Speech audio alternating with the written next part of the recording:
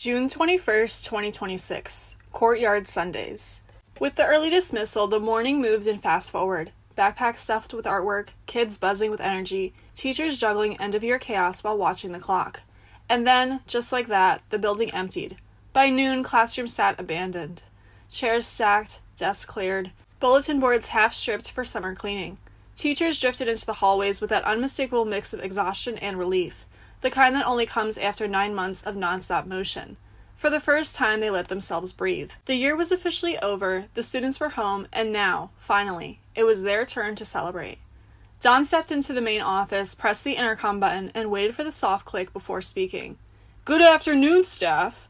His voice carried through every hallway, every empty classroom.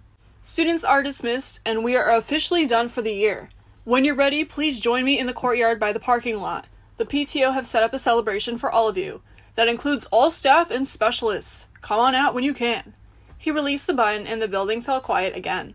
The heat hit them first, but the courtyard itself was a burst of color and movement. Carole stood near the tables, waving like she was greeting cruise ship passengers, while Carla adjusted the toppings bar. Bright tablecloths fluttered in the breeze, coolers were propped open with bags of ice, and the unmistakable smell of waffle cones drifted across the pavement. "Okay, South Street, I see you. This looks legit," Tanya said, slowing as she took it all in. "Carla didn't come to play." "She never does," Cara replied. "Look, she alphabetized the toppings." Carla perked up at the sound of her name. "Not alphabetized," she corrected, hands on her hips. "Arranged by flavor profile." Carole swooped in next, handing out bowls like party favors. "You made it! Grab whatever you want. We've got chocolate, vanilla, strawberry, mint chocolate chip, cookie dough, and a dairy-free option for Melissa." Melissa blinked. "You remembered?" "Of course," Carole said. "You survived this year. You get ice cream you can actually eat." Margaret hovered at the edge of the group, taking in the setup. "I haven't been to one of these since... I can't even remember." Carla stepped forward immediately. "Well, you're here now, and you're not leaving without a sundae." Behind them, Don finally stepped into the courtyard, watching the staff spread out, relax, and actually smile. The tension he'd been carrying all year loosened a little. Cara nudged Tanya. "Look at him! He's trying so hard not to look emotional." "I give him 5 minutes before he makes a speech," Tanya whispered. "I heard that," Don said, passing them with a grin. Teachers clustered around the tables, scooping ice cream, comparing toppings, and sinking into the rare feeling of being appreciated. The courtyard buzzed with easy conversation. No stress, no deadlines, no behavior reports, no emails. Just the end of the year finally letting them breathe. Michelle took her first bite of ice cream and let out a sigh that was half relief, half disbelief. "I swear, this is the first time I've sat down today." "Same," Tanya said, dropping into the chair beside her. "I think my feet forgot how to function." Craig plopped into the seat across from them, bowl piled high. "I'm declaring this my lunch. And dinner." Cara laughed. "You're going to crash in an hour." "I've been crashing since March," Craig replied. "This is just maintenance." Across the courtyard, Margaret stood with Melissa, both of them holding sundaes like they weren't quite sure they were allowed to enjoy them. Michelle noticed and waved them over. "Come sit with us. There's room."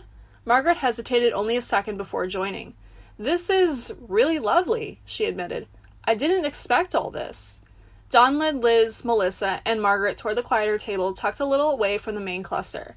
It wasn't isolated, just enough to give them a pocket of calm.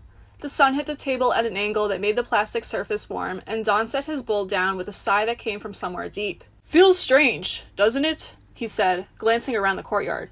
"The year's over, and we're all outside, relaxing, in daylight." Margaret nodded. "I forgot what being invited to things looks like." Don turned to her immediately. "Margaret, you should have been included every year. You're part of this place." She blinked, surprised by the directness. "Well, thank you. It means more than you know." Liz leaned back in her chair. "Honestly, I think we all needed this. A moment where no one's asking us for anything. Except for Sprinkles," Melissa said, pointing toward Craig across the courtyard. "He's asked for Sprinkles 3 times already." Don chuckled. "That tracks." At the long table where the rest of the teachers were sitting, Hillary chimed in as everyone else was indulging. "Remember the last PTO thing we had? Those fruit baskets?" "Oh my God," Susan groaned. "The pears! The decorative pears that could have been doubled as self-defense weapons." "I used mine as a paperweight," Michelle said. "It was the only thing it was good for." Craig scooped another massive spoonful. "This is already better. Ice cream is the universal language of appreciation. Cara leaned back in her chair. Okay, now that I've inhaled half this bowl, someone tell me they're doing something fun this summer. I need to live vicariously. I'm doing nothing, Michelle said, and I'm thrilled about it, if you can't tell. Nicole and I are getting ready to move at the end of the month. Other than that, nothing. Hillary laughed. I'm going to the Cape for a week in July. My sister rented a house. Craig pointed at her. Fancy! Susan licked a drip off her cone. I'm going to Florida for a week. My cousin's getting married. Outdoor ceremony. In July. In Florida. I'm already sweating. Carole winced. Oh, honey. Cara patted her shoulder. You're gonna melt like that ice cream. I know, Susan said. I'm wearing waterproof mascara and emotional armor. Hillary raised her hand like she was in class. I'm doing a staycation. I'm gonna sit by my kiddie pool with a book and pretend I'm in Greece. Cara smirked. Are you also pretending the kiddie pool is the Blue Lagoon? Yes, Hillary said, and the hose is a waterfall. Carole laughed. I love your commitment. Craig was halfway through his sundae when he cleared his throat like he was about to make a formal announcement. All right, my turn. My summer plans. Prepare yourselves. Cara immediately groaned. Oh, God, he practiced this. Michelle leaned in. He definitely practiced this. Tanya pointed her spoon at him. If this involves hiking, I'm leaving. Craig held up a finger. It does not involve hiking. It involves... He paused for dramatic effect. A cruise. Carole blinked. A cruise? Carla gasped. Like a boat? With people? And buffets? Craig nodded proudly. Yes, a 7-day cruise. Bahamas. Sun. Unlimited soft serve. I'm living my best life. Cara squinted. You? On a cruise? You get motion sick watching a ceiling fan. Craig pointed at her. I will be upright. I will be thriving. I will be... Carole cut in. You will be sunburned. Craig sighed. I bought SPF 70. Cara raised an eyebrow. That's not sunscreen. That's a lifestyle. Michelle tapped her spoon against her bowl. Okay, but what are you actually doing on this cruise? Like, activities? Craig perked up. Maria and I signed up for a salsa class. Everyone froze. Tanya whispered. No, you didn't. Craig nodded. I did. I'm embracing culture. Cara stared. You tripped over your own shoelace yesterday. Craig threw his hands up. I'm trying to grow as a person. Michelle patted his shoulder. Sweetie, you're gonna dislocate something. Carla grinned. Please send videos. Craig sighed dramatically. Fine, I'll send videos, but only if I look good. Cara smirked. So, no videos. Craig pointed at her. You're all jealous. You're jealous of my cruise life. Cara flicked a sprinkle at him. We're jealous of the snacks, Craig. Not you. Craig sighed. I'll take what I can get. The whole table cracked up, the laughter rolling across the courtyard as they kept eating. Liz took another slow bite of her ice cream, then casually asked, So, how are things with Marnie? Margaret's spoon stopped halfway to her mouth. Marnie? She repeated, blinking. You and Marnie? She looked at Don. Don cleared his throat. Things are fine. But Liz, oblivious to the grenade she just rolled across the table, pressed on. And how's Rebecca doing? Don didn't bother softening it. Oh, you know, still jealous and stewing, he shrugged. She's in therapy now, working through whatever that is. Margaret's eyes widened. Therapy? Jealous and stewing? She looked between them like she walked into the middle of a season finale. I'm sorry, she said slowly. I didn't realize you and Marnie were involved. I had no idea.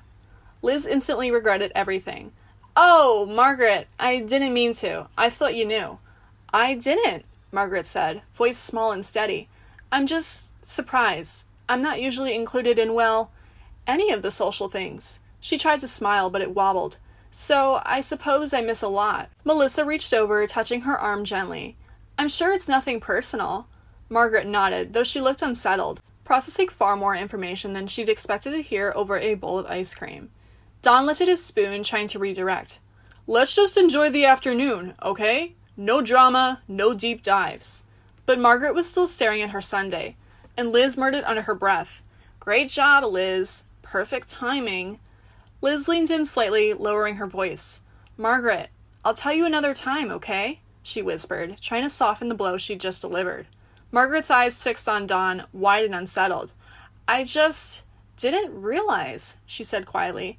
I had no idea you and Marnie were together. Her voice wavered, just barely. Don shifted in his seat, uncomfortable in a way he rarely showed. It's not something I want to get into right now, he said gently. I don't want to make anyone upset.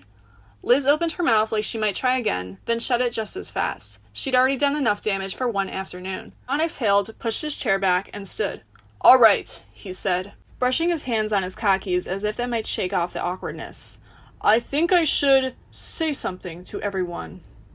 Liz murmured under her breath. Thank God. The courtyard quieted as Don stood near the center, hands clasped loosely in front of him. The breeze tugged at the corner of one of the PTO tablecloths, and a few teachers shaded their eyes to look at him. All right, he began, voice carrying just enough. I won't keep you long. I know ice cream melts faster than attention spans on the last day of school. A ripple of laughter moved through the tables. He smiled, shoulders relaxing a little. I just wanted to say thank you, truly. This year wasn't easy. It wasn't smooth. But you all showed up, every day, for kids who needed you more than they could ever say. Don smirked and kept going. You held this place together through things most people will never see. You supported each other. You supported our students. And you supported me, even on the days when I didn't deserve it. A few teachers exchanged knowing looks. Don's gaze drifted briefly toward Liz, Melissa, and Margaret's table, lingering just enough to acknowledge the tension without exposing it. And I want to thank the PTO, he continued, turning toward Carla and Carole, who were still standing near the borrowed truck with bowls in hand. You two went above and beyond today. This means more than you know. Carla waved her spoon. We love you guys, Carole added. Eat more. There's plenty. Don paused, scanning the courtyard. Thank you for everything you did this year, and thank you for everything you'll do next year. But for now, enjoy your summer. You have earned it.